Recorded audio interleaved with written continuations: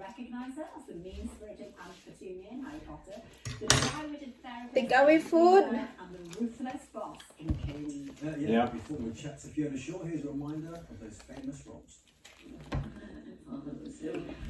It's nice, baby. Too much rice. I don't normally get angry, Eve. It makes me feel stupid. Sometimes I have to imagine that I sound rather angry when I say this. Excuse me, I've got dry full eyes. Sure. Honestly, Fiona, some incredible characters that you've played there, and everyone's absolutely loving you in Killing Eve as well. And as we mentioned earlier, you're currently filming a new series, and you were spotted, weren't you, filming in Margate? Is there anything that you can tell us about that? I think you can't avoid being spotted in Margate. This one. Suffice it to say that we were meant to be abroad, but of course we're not abroad, we're in Margate, and half the... Noodles. But I think there's no harm in it, you know. If we're interfering with people's holidays, it's fair enough that they stop it, you know.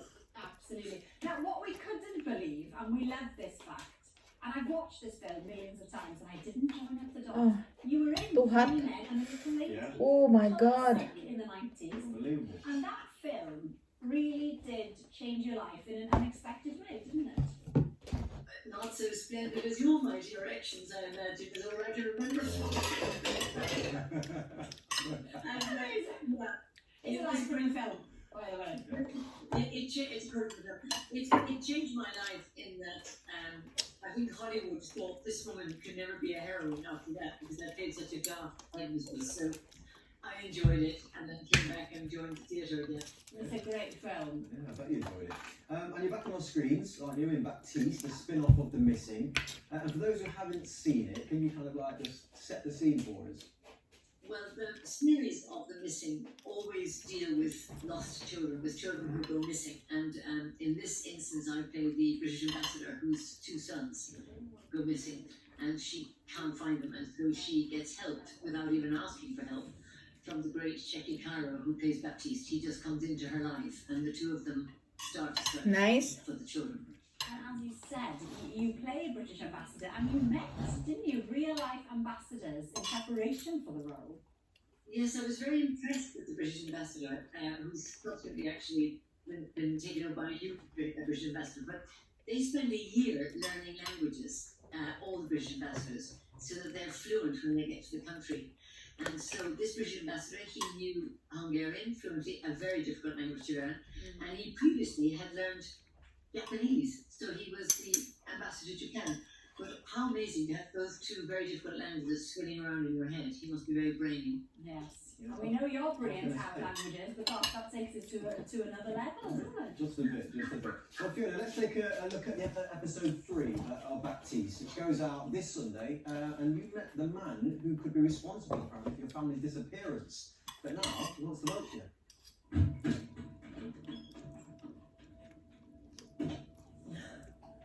You didn't skimp on the tech this time, I hope. You don't have to keep bringing these people. I've shown you I'm prepared to do what's needed. I have shame from my past. It's a shame. We'll bring them back, will it? There you go. So that's Sunday night on the BBC. There was also a lot of excitement in this studio, Fiona, when we found out that you were to be in the new Star Wars series called Andor. Am I saying it right for a start? Andor? Yes. It's an Andor series, and it's about people called Andor, of which I am one. And the main part, of course, You don't want the sauce, baby. is that Marcus? Nice, the sauce. Connector, and he plays the hero who runs around as Diego La Luna, and he has adventures in space. It's set well before the Star Wars series. With the nice noodle, with the rice and noodles. You get a lot of variety, don't you? I get a lot of COVID testing.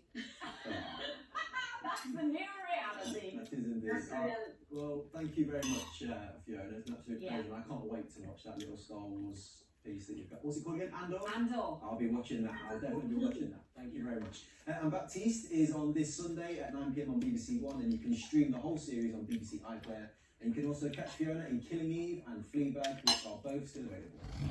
And lots more still to come on today's show, including the voice of Love Island himself, Ian Sterling. There he is. But first, if you're planning a holiday closer to home this summer, there is one particular bugbear to be aware of. I'm itching already. I hate them. I know. Honestly. You told me. I did tell you, but apparently Des Clark has got a reason for them. Yes. A menacing creature is stalking the Highlands of Scotland with jaws like a gyrating saw. This creature flies around, terrorising locals and visitors alike. Ow, and I cannot stand them. The Highland midges. There are over 35 different species of biting midge in Scotland, and a fair few have been annoying visitors at Loch Lomond. The other day we were here, one daughter ended up with over 40 midgie bites. Yeah, they're very annoying and they ruin your day. So what do we do? How do you keep the midges at bay? I have ginger hair, so I think I don't get it as much. That's an amazing theory. So a lot of Scottish people will be alright now. And such is our fixation with avoiding midges that there's actually a midge forecast. It's updated every Yeah, I saw that one in the home when I go to the garden. It's the brainchild of insect expert Dr. Alison Blackwell. So Alison, what are you looking for? The flies. It does you keep weather data because midges love the weather when it's like really still, like now, where you've got midges flying around. Yeah, I know. We're also looking at where we are. So the midges will breed in damp soil, so here near water, so you'll get midges coming out of vegetation here. Yeah. And we're looking at the time of the year it is as well. Insect repellents are a great defence, but is there anything more I can do to protect myself? The kind of tried and tested method is a hat and a mesh, Here we go. and the midges can't get to you. So that's perfect coverage. Can't too much, but yeah.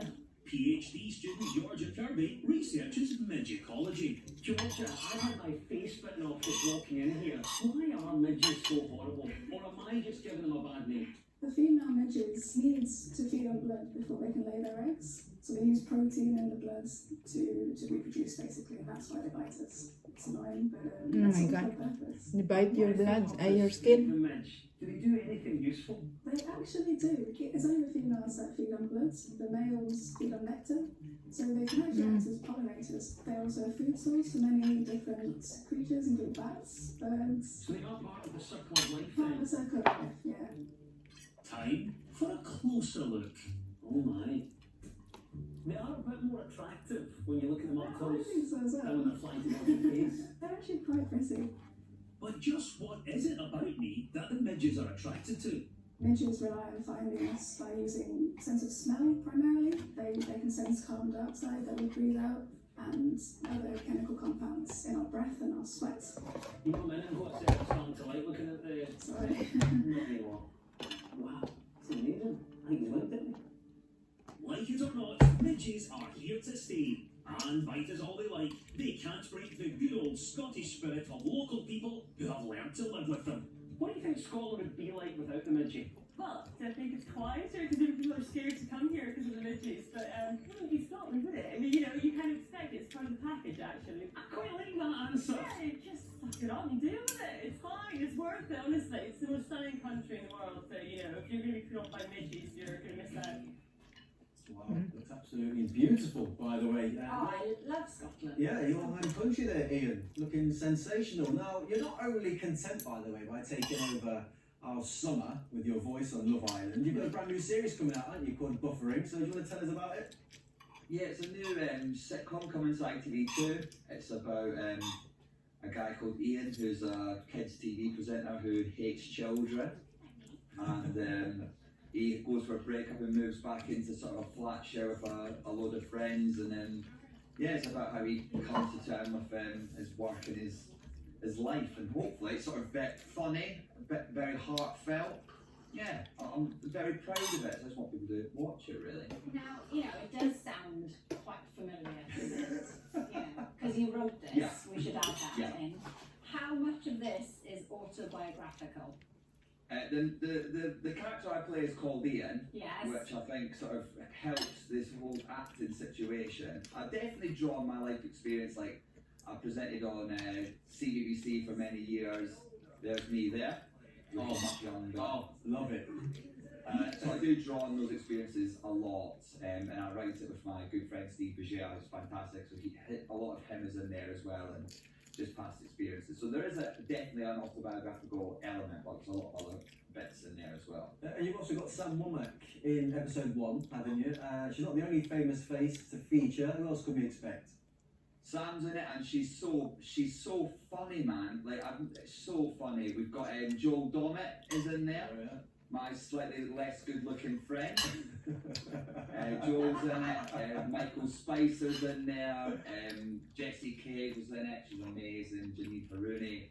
There's lots of brilliant people in it. So yeah, I was really honoured to have them show up. This must be quite a moment for you because, you know, people know you as a presenter and a comedian, but to have your own thing that you've written, that you've created, you know, that you're starring in on screen, that's a big thing, isn't it? Yeah, I'm sort of used to live television, like yourselves, and live stand-up comedy. So this is the first thing that I've taken like years to like mull over and plan out, and it's sort of mad to have this thing that you spent so long putting together and piecing together, and now the finished article is going to come out and everyone can see it. So yeah, it's a very different experience, but I really enjoyed it. And how long in the making is this then? Well, I think I've done an Edinburgh show about being a kids TV presenter in about 2016. So that's when the idea sort of started. So we've been writing this is probably 2017, and then there was a big gap a year's gap in filming, which sort of elongated it because there was this thing called COVID. Not many people have heard of it, but it sort of happened, and that delayed everything a bit. But yeah, since 2017 really, we've been writing it and working on it, so it's a long process. Ian, I can't let you go without talking about Love Island, obviously. He's Obsessed a bit strong, Tonight's episode, oh my days. Really? This is what I wanted to say. Casa Amor was my favourite part. And I mean, this is where the one-liners must be flowing for you, because it's all going off, isn't it? We normally do about 14, 15 lines an episode. There was 14 lines in episode 1. There's just so much happening. It's crazy. It's so nice for it to be back, and it just feels like after the year everyone's had, with the football and now the Olympics, and I'm not saying Love Island isn't on that level, but for me it's a big part of my life. It's just that normality of watching it, and I get to be passionate about it and excited about it. So yes, it's so nice to have it back. Well, the other thing I'm sure you're very excited and passionate about, and something that's a big part of your life, is your new baby. We have to say congratulations, you know. Yeah. How's it all been going? Busog na ko. Good. He's furious about it. But apart from that, it's been great. Thank you for the kind words. Ian, amazing. We'll come back to you in a second. We've got lots of comments from viewers. Fiona, now then, CD on Twitter would like to know, what was Fiona's favourite memory of Harry Potter that she's never shared before? I think I've shared most of my memories, and my favourite memory, but I have shared before, is that the owls wouldn't look at me when I had a scene with the owls. So to make them look at me and not look at the camera, they had to hang mice on my apron so that the owls would look at the mice. Oh, brilliant. Oh. Got another one here for you, from Stacey. It says, I would like to tell Fiona she was absolutely fantastic in True Blood. Would she consider doing any similar supernatural series again? I would, and I certainly love spending another 6 months in Los Angeles. I had a ball, and it was great fun shooting in the middle of Los Angeles every morning, you know, at 5 a.m. We just turn up and then drive home. It felt like a new normality, and the people were very nice, and I loved all the blood-sucking vampire series. It was great. Sounds great. You see, and on that theme, I mean, loads of love for you. People saying how versatile you are, and Matt on Twitter saying, absolutely superb in Baptiste, he's really enjoying it. Ian, as well, we've got one here for you from Sonia Franklin.